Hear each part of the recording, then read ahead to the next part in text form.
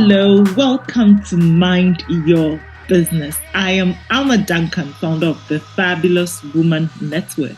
I love to help others on their personal development journeys through training, coaching, mentoring, events, and writing. Mind Your Business is our weekly podcast where we get to share enriching content to help Africans, especially women, to create wealth and impact people. It's a free resource, but if you prefer to work with me one-on-one, then head on over to amaduncan.com/store, where you can book a discovery call with me so we can see how best to help you get to your destination. Now, over the past few weeks, I have been doing a series on Mind Your Business, and I've entitled it Understanding the Times. We are in interesting times, and I feel like actually we are always in interesting times. And this is another season, and of course, this too shall pass, wherever you are and whatever you're going through. And so we thought about what can we do? What can we bring to our audience in a way that will serve them in these times? And I remembered this, the 8 dimensions of wellness. People have propounded or come up with different dimensions of different things. But I find this Dr. Margaret Swarbrick's quite interesting and simple to use. So I thought, hey, why don't we stick with it? So far we've covered spiritual, physical, emotional, financial, and occupational wellness. We've covered these 5 dimensions. Today, we are looking at another one, which is the environmental dimension of wellness. Something that, until I started thinking about this particular episode, I realized, oh my God, environmental wellness is personally such a big deal for me. And I think especially recently, it's been even a bigger deal. So I am so happy to be having the conversation I'm having with an amazing woman who has already been on the show before. Her name is Selorm Djaba-Mensah, but a lot of people know her as Selorm Dreamaker. She's the CEO of Accento Projekts. She's an interior designer and a project manager with extensive experience in the design environment. And she's going to help us in these times. What are some of the practical things we can do to help us take care of our environmental wellness in these times? So I hope you are as ready as I am to take notes, because I have a feeling we are going to be learning so much. So you get your cuppa ready and join me. Welcome, Selorm the Dreamaker.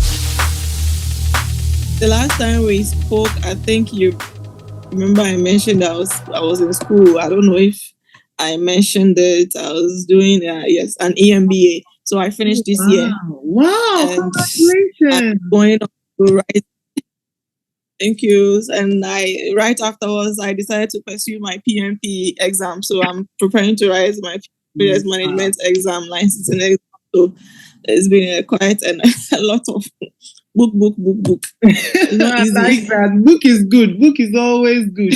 And that also means that, your knowledge is going to expand and you do even more. I mean, I can only imagine what you do. Hope so. Forward. I hope so. Well, congratulations on all that. Thank you. Let's talk about the environment. You are an architectural designer, interior designer. You are helping a lot of people to, take care of their environmental wellness. So we want to start by delving into what really is environmental wellness to you as a professional. Okay.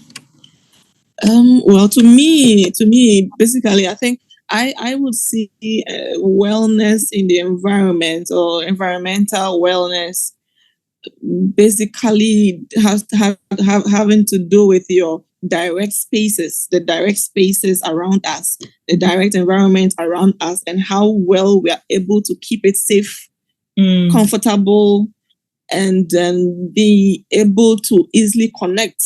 I mean, whichever space it is, being it your bedroom, being it your living area, your office space, your compound, your home, everywhere it is you find yourself.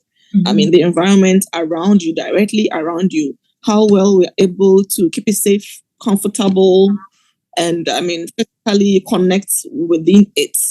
Other than that, yes, within our surroundings. Other than that, I know, as you mentioned earlier, it can lead to a lot of challenges here and there, both physically, I mean, emotionally, psychologically, whichever way, yes, spiritually. I know, right? Yeah, I'm the kind of person that if I'm trying to work and then I look up or around and I have clutter, oh my God, then I just a lot of disorganized and stressed. Yeah, sometimes exactly. I enter my kid's room and I'm like, okay, Amma, give yourself grace. Remember when you were a child? Remember how dirty your room was? Or when I go to the garage, I'm like, I'm freaking out. No. But anyway, What's happening here? what is happening here? Did a tornado just hit or something? Oh my God. Anyway, so I mean, we live in. Sorry, what did you say? I said it happens. It happens. Oh, but I'm sure not to you. I can imagine your home, Selorm. Like, I want to just come. I want to just come and see with my own eyes. I can imagine. Oh, really? Yeah. Don't worry. Don't worry. One day you see it. One day. One day you see it. Anyway, so these are some interesting times. Some people are calling it, these times are not normal. I don't know where you are in Ghana, but the prices of items. Hey, by the way, I heard today that they may have reduced the prices of fuel, and I'm praying that that's true. Today. I heard. Oh, I heard that last week. Oh, okay. There was some 1 cedi or 2 cedi reduction last week or good. so. That is good. Yeah. We thank God. I mean, so things these days are just unpredictable, really. And yet we all know how the environment also affects the way we thrive as human beings, right? And I'm curious to know, in these times with the things that are happening around us, the clients that you are serving, what are some of the things that you are noticing about their requests and their needs? Well, first of all, I think the first thing I can talk about is their spending. Spending has reduced drastically. Oh dear Lord. Yes. Yes. I mean, I as I speak to you now, I can think of a couple of projects. Almost all the projects I was handling. It's not like we are yet to start. We are already in process. Everybody has actually gone into hibernation. Oh dear. Oh dear. Yes. Everybody. I mean, almost every project has paused. Yes. Because of money. Because of money. Money. There's no money, or there's no money, or there's no money. So, I mean, you just have to find ways and means of either not also overburdening them. Sometimes it looks like you have to just wait for them until they are ready. There's very little you can do about that. Yeah. Yes, there's very little. So, I mean, it's really affecting everybody. It's affecting all of us. Yes. Although, so most people are now trying to find other ways and means, creative ways of, okay, I still want to have that look, but how can I do it? Selorm, can you? I don't have money to spend, but I still want to do it. Yeah. Yes. Yeah. And you know that is actually why you are here today. So for those of us, people like me who go into nice places and my eyes are literally popping, but maybe I don't have that kind of budget yet. And I also am aware that I really need to have some sort of order in my environment so that I can think well, I can thrive, I can breathe well, sleep well, and all these. We need you to share some tips with us that can help us so that we can beautify our spaces. While we wait, we gather money to come and consult with you. What are some of the things we can do on our own so that we can thrive environmentally? Well, so one thing I think a lot of us can begin to do now is, you see, if you want to have a beautiful space, if you want to have a peaceful space, a well-looking space that you can easily connect, you don't have to buy everything from scratch. You don't have to buy everything. Not everything doesn't have to be new. You see, I mean, it might be difficult to figure out which ones to put together here and there, which ones can I use, which one can I use. So maybe that is where you can decide to bring in an expert. Let them know, open up to them that this is my state. I want to have a new look, but then I don't know what to do. Do you think what I have here can still do something new for me? You see, if you want to have a good environment, a nice space, you don't always have to buy new things. Did you get it? Mostly, unfortunately, a lot of people try to do it on their own. When it doesn't go well, then they bring you in.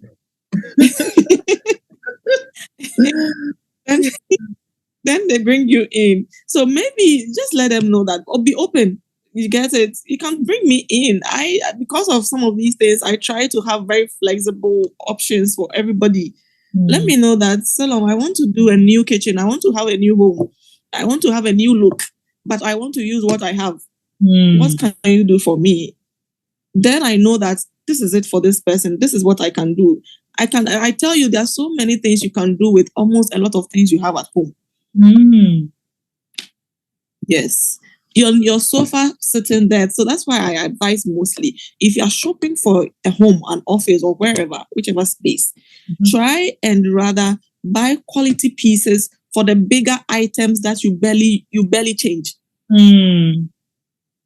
For instance, maybe your living room, the sofa. How often do you change your sofa? Barely. I'm sure a lot of people, you barely change your sofa until probably it's broken, or you are moving, or you think it's worn out. Do you get it? Those pieces, try and maybe spend a little to get them. And then after a while, maybe after 5 years, you think you are tired of the look, or you have some scratches here and there, and you want to have a new look. You don't have to buy a new one, although it's still strong. Just reupholster them. That's all. Reupholster, change the fabric, change the leather, change the fabric, whatever, and you have a new look altogether. That's so. You get it. So just reupholster, do a little touches here and there. If you have to respray it, and then you have a new sofa. You didn't buy a new sofa. Do you get it? And another way. Okay, so before you go to your next point, there was something you said about, you don't always have to buy new things. That I'm just, a thought came to mind that sometimes even the used things, you go to these antique shops and the kind of prices they sell.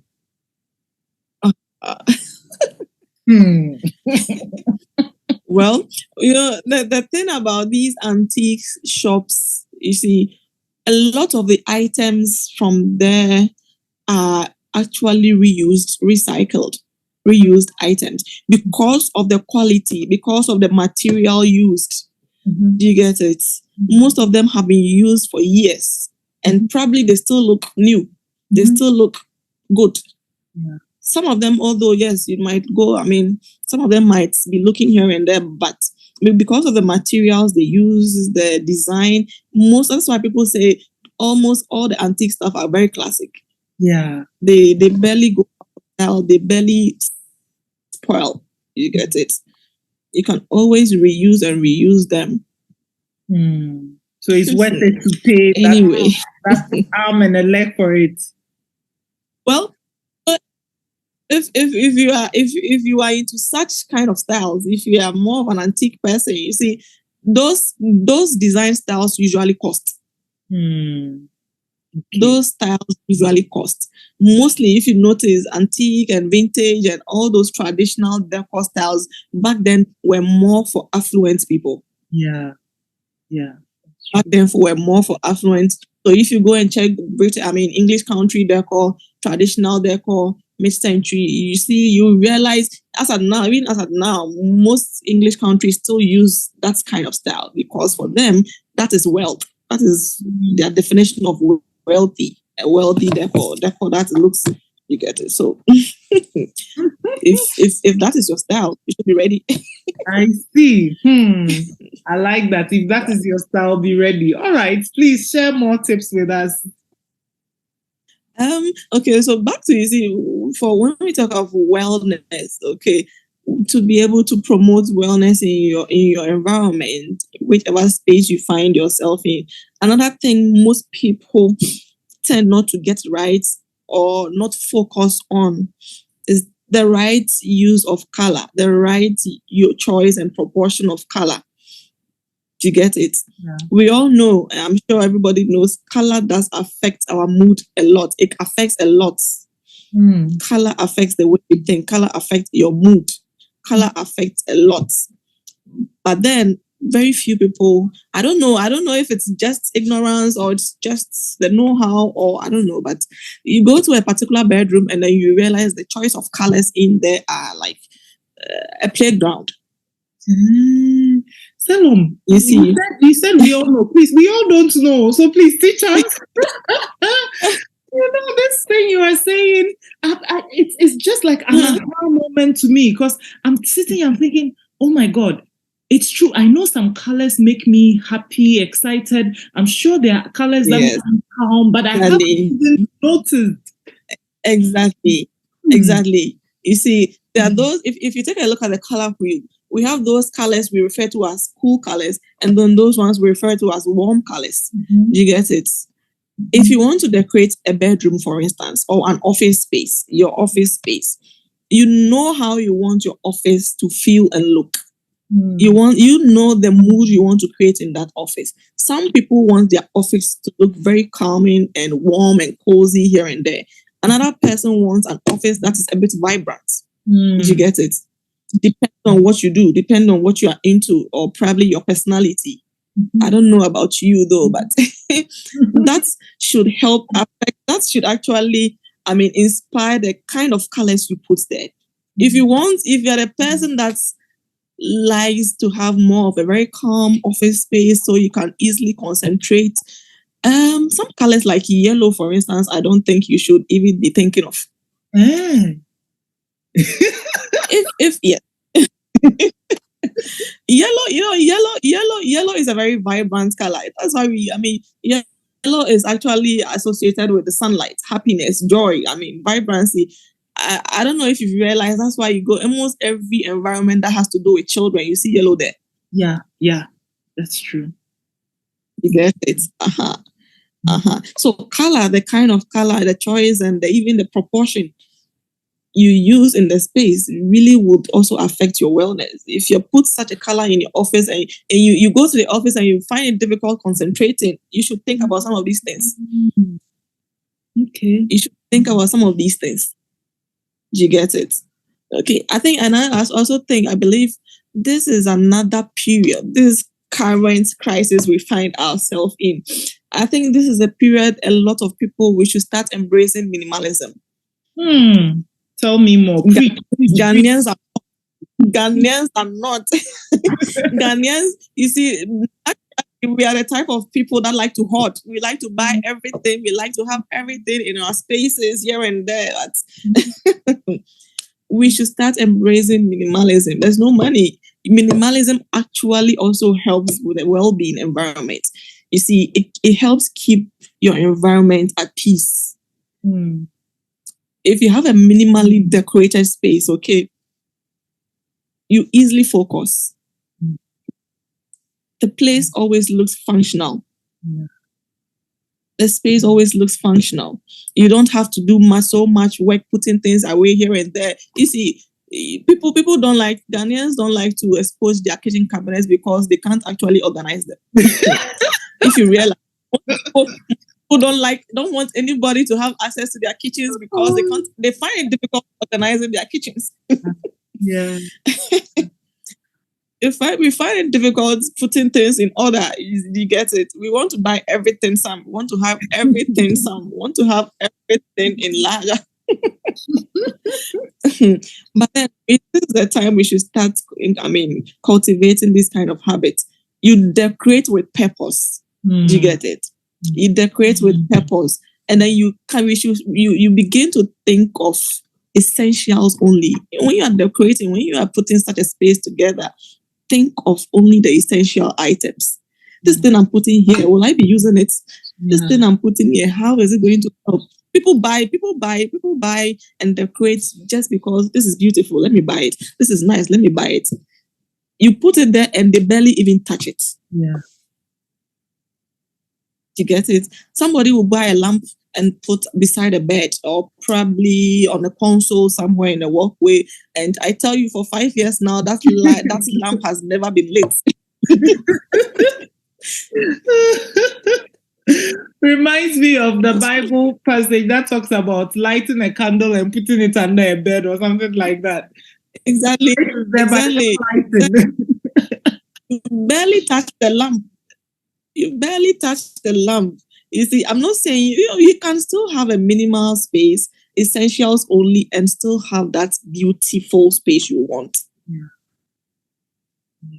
Beautiful space you want. So we should start practicing those kind of things. You mentioned decluttering. That is also not in our nature. That is one thing a lot of people find difficult doing. we are not so organized. How often do you declutter your desk? Tell me. This one, your office. Oh my God. I was telling you before this call that I feel for the past 5 years I've been decluttering my life and still I'm decluttering like I'm never done. Hey. That's one thing we fail to understand. Decluttering is actually a lifestyle. It is not a one-time event. Oh, I feel so good. It is not a one-time.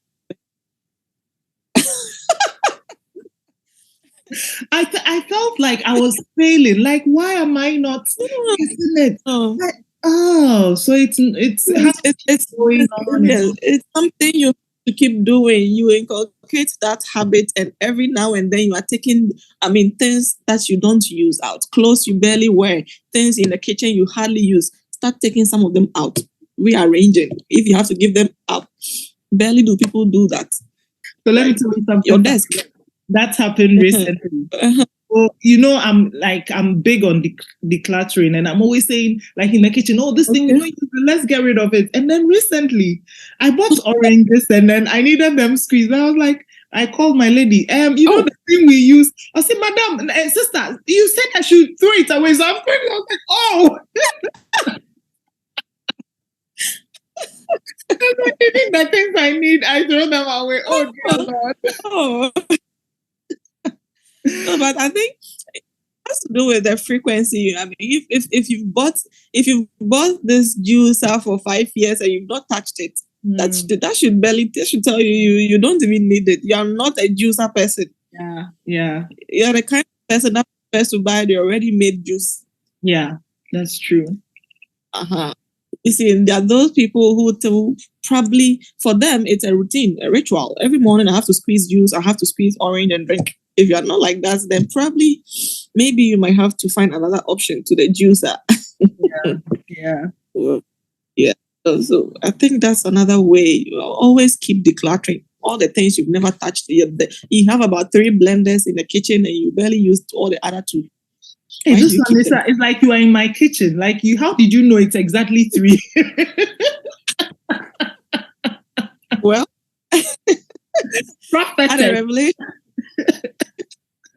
had a revelation.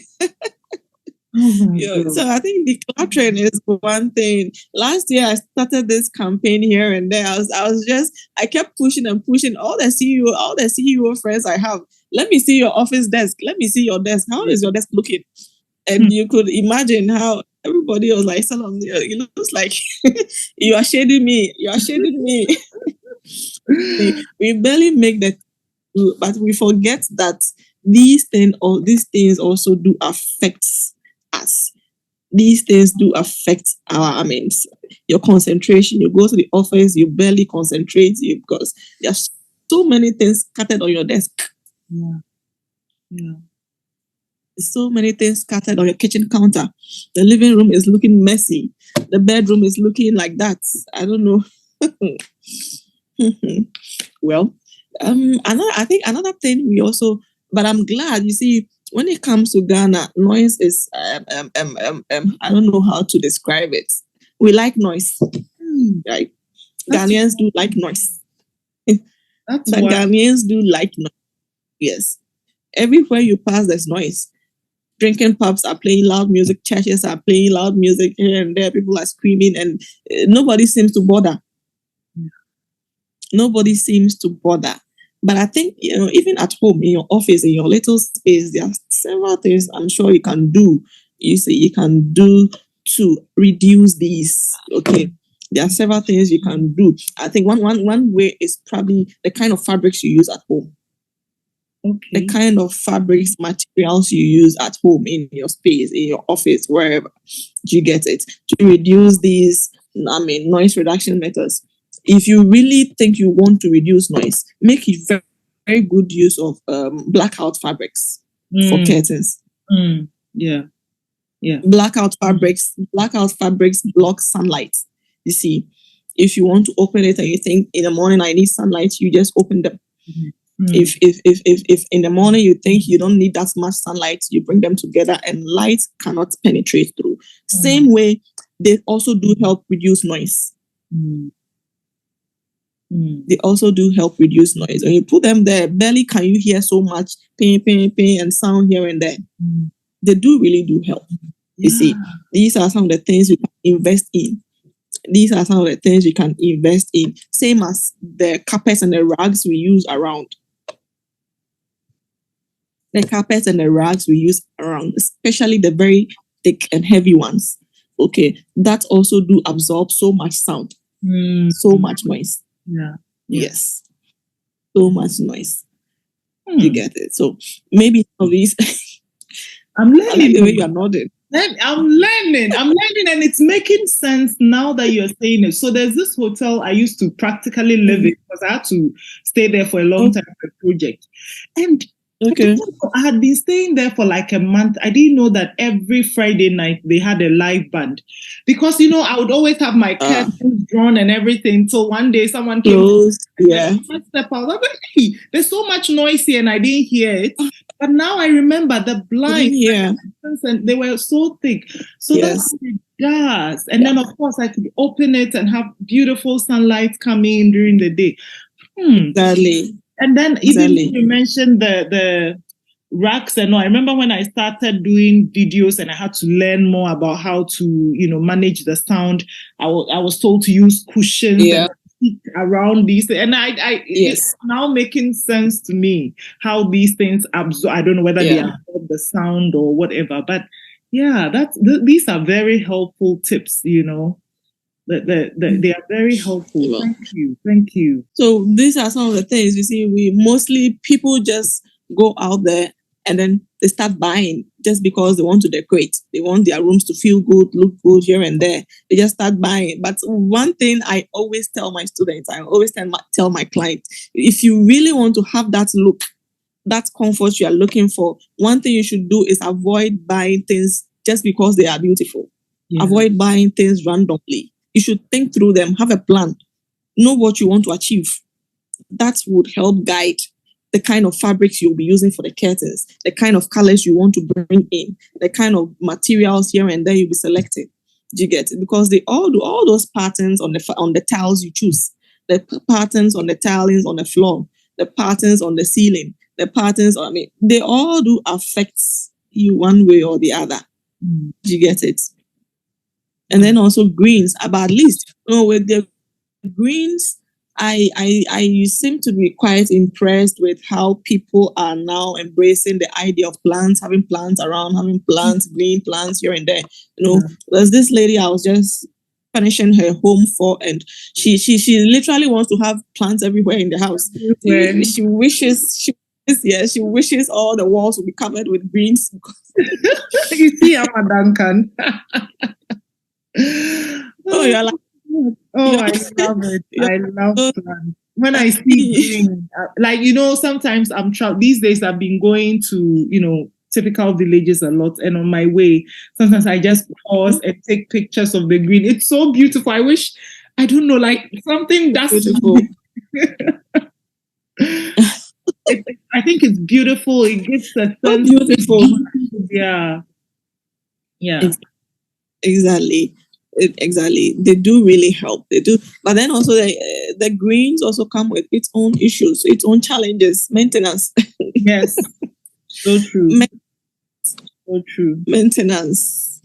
A lot of people, I realize a lot of people want to have them. But then when it comes to maintenance, they're like, okay, then let's go for artificial plants. Then let's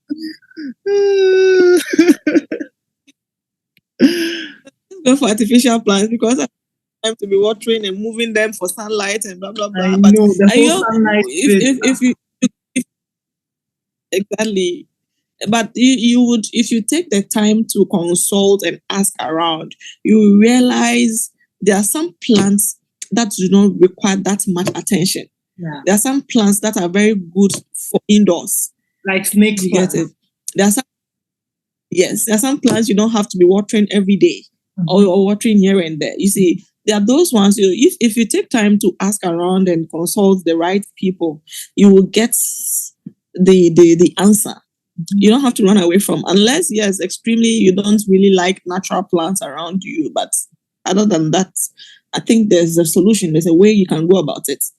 Yeah. There's a way you can go about it. Plants like the Chinese bamboo, for instance, doesn't really need all they need is just put them in water. That's all. Just put it in a bucket or a vase or with water. Maybe after some few weeks or months, you just add a little water. Just make sure the roots don't come out of the water because the plant does absorb the water. You get it? So every now and then, maybe once in a while, you just add water. That's it. And it looks I just like it. It's one of my favorites, you see. So we have some in Ghana. Oh yeah, there is. There is. Are they small bamboo? They are very small, like yes. Or bigger. Very small, not so though, but they are quite long. It depends. So they come they sell the sticks. Do you get it? The stick with the bamboo leaves on it. So you can either buy the sticks, about 5 of the sticks, and put them together in a vase or a bucket or whatever, a planter, and then you pour water around it. That's so. Very simple, quite creative. Yeah. Thank you, Pa.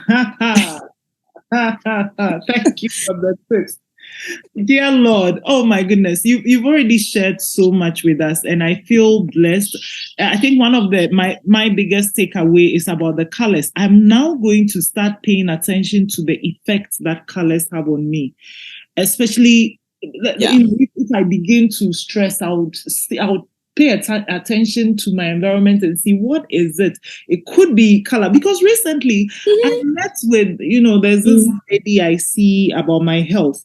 And then she was saying how my stress levels were up. And I was very surprised. Like, I'm not stressed at all. I started thinking, what is stressing me? For all you know, it's something around me and I don't even. Yeah. So that is really, because she kept saying, oh, it's not just about your sleep. Because I told her, no, I'm sleeping well, long hours. Exactly. Well and all. Then you remember there could also be toxins in the environment. I was like, it's true. So environment. Yeah. I mean, man, this is some good stuff. Thank you so mumuch. You've already shared really good tips, and I love the whole being the minimalist things. One last thing. Okay. One last thing, maybe I'll add. You saw on my profile the other time, and you questioned about the feng shui, what feng shui was. You get it? That is feng shui. That is also another thing we can embrace. It's actually a Chinese phenomenon, a Chinese way of decorating or designing. So both architecture and decor or any space. You see, feng shui focuses more on designing for well-being, designing for peace, designing to have a peaceful space. So that's more of how you arrange things around you, how you arrange your decor, how you arrange your furniture, how you position your windows, how you that also does affect your environment, your well-being. Where do you put the plant? You can put it here instead of here, and this would be better. This would really help your well-being. How you arrange the furniture around, how you place items around.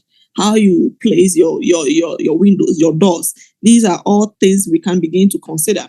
Okay. That's also another, maybe the last option, do I say trick? Yeah.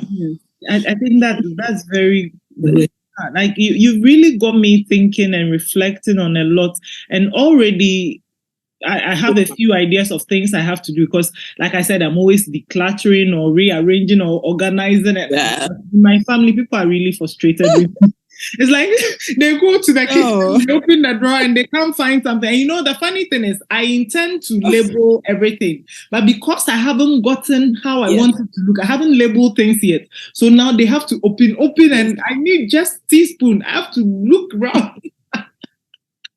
People are so frustrated.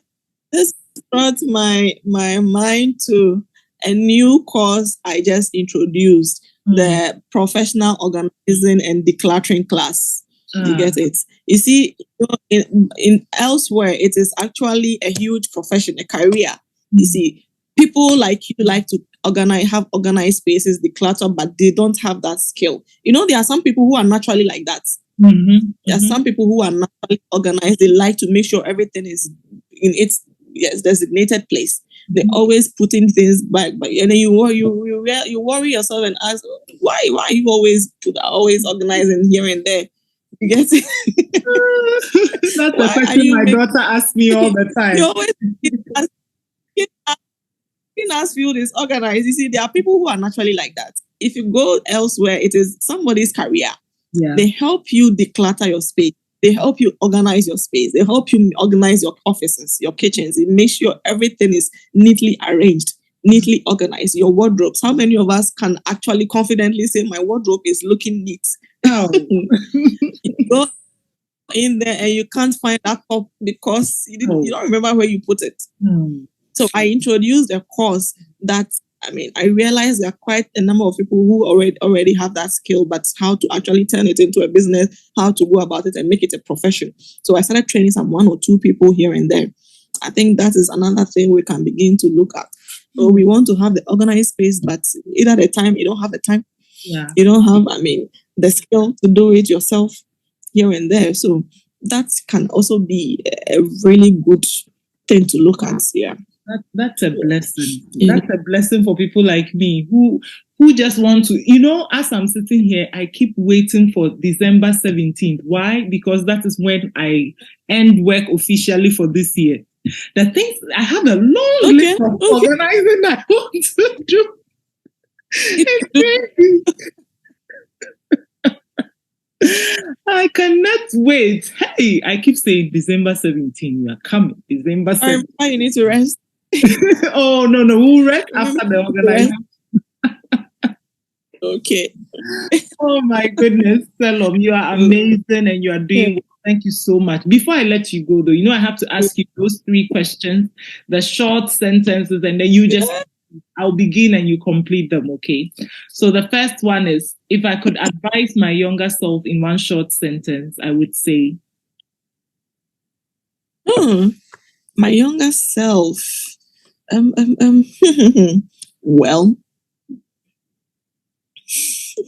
I'll just say, there were a lot of things I thought I wish I could have done earlier when I was a kid, when I was in school.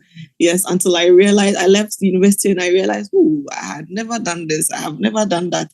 I should have actually learned a lot of skills earlier, here and there earlier, but I left university and I realized, now I have to work on this. I have to work on my confidence. I have to work on my leadership skills. I have to work on, these are things I think growing up we should really take very serious. Growing up we should really take very serious. Don't wait till you get to the office, you've been promoted before you start looking at how do I develop myself, how do I develop my confidence, how do I although it's still not too late. Absolutely. Thank you. The second one is, I am fabulous because. Okay, I'm fabulous because I don't easily give up. Yes, I don't easily give up. And another thing I like, I'm always willing to try new things. That's one thing about me. I like to try new things. I like to take adventure. I don't give up easily. When I say I want to do this until I feel like no, okay, let me just give up. Until then, forget it. As someone would say, forget it. Yeah. All right. Yes. The final one is one book that has greatly helped me in business is. when we're talking about books, it will be difficult to mention just one. Oh my God. Because I like reading. Reading is one of my hobbies. I like reading. So for books, if you leave me, I can mention and mention and mention. Oh my goodness. Well, what book are you currently reading? Let's see. One book currently reading. What's the name? Profit First. Oh yeah, that guy, that white book. I've read it. Yeah. And then, but book, I think for me, I would mostly mention Robert Greene. His books really do inspire me. I don't know. I find a lot of wisdom in. I have almost, if not almost all his books. Yes. Robert Greene, Mastery. His books are too deep. Like sometimes I'm like, exactly. This is too much. This is too much exactly. for me to handle. His books are not the type of books I want to quickly brush through. Yeah. I can be reading them for years and I'm still reading. Yes. Yeah. Mastery and maybe 33 Laws of Strategy. These two books. Yes, 33 Laws of Strategy and then Mastery. These two books by him, maybe I should say yes. Yeah. I don't think I've read the Laws of Strategy. I read his 48 Laws of, is it Power or something? Power. Yeah, 48 Laws of Power. I was like, this is too much. I couldn't handle, the way I'm raised, a typical, almost good girl. I won't say very good, but some of the things are a bit harsh. I'm like, no, this is too much. Look, I'm the kind of person that even when I'm reading the Old Testament and I read and how people were killing, and I'm like, no, this is not right. So imagine Robert Greene, like, right. I love his book and I love his stories. I think I give it to him. Like he's really a historian. He goes and tells you the story and exactly as he's describing it, I'm picturing it. And I use audiobooks, so I would listen. Oh, he's amazing. He's an amazing storyteller. So yeah. And when you were having this conversation about our book, I remember how I got to know you through Dr. Tineje, because he is like a book addict. Yeah. Book person, yes. That's right. Oh my goodness. Thank you for sharing. And for the sake of someone listening to you and saying, oh, I want to meet this lady, how do we find you on social media or anywhere else really? So social media, just search Selorm Dreamaker all over. Instagram, Selorm Dreamaker, Facebook, Selorm Dreamaker, LinkedIn, LinkedIn is my full name, Selorm Djaba-Mensah. Okay. And then Twitter, Selorm Dreamaker. So all other spaces except in LinkedIn, just look for Selorm Dreamaker. Okay. Yeah.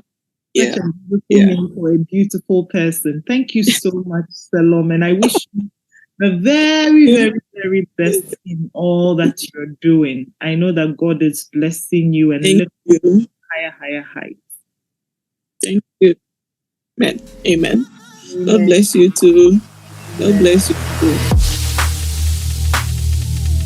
Wow, what an insightful conversation. We've been talking for like 45 minutes and I have learned so much. I think that one thing that really hits me is the impact of colors on my mood. I haven't paid attention to this. Now I'm going to pay more attention. I already love the concept of minimalism. I haven't incorporated it really well. I feel like, okay, I've done a few, cutting down and reducing and making my space more simple and easy to look at. But there's so much more. And I'm also going to, pay attention. I mean, these days, like I said, I'm always decluttering anyway. Like so many things need to just get out so that I can focus on what really matter and use them and, to be able to thrive. in my environment. So I have been definitely blessed. I hope you have been too. Please let me know in the comments or chat how how this has been for you as well. And please do reach out to Selorm if you feel you need further support or anything from her. And until God willing, same time next week, I look forward to bringing you another episode of Mind Your Business. Until then, you take care, do you, and be fabulous. Toodles. Bye.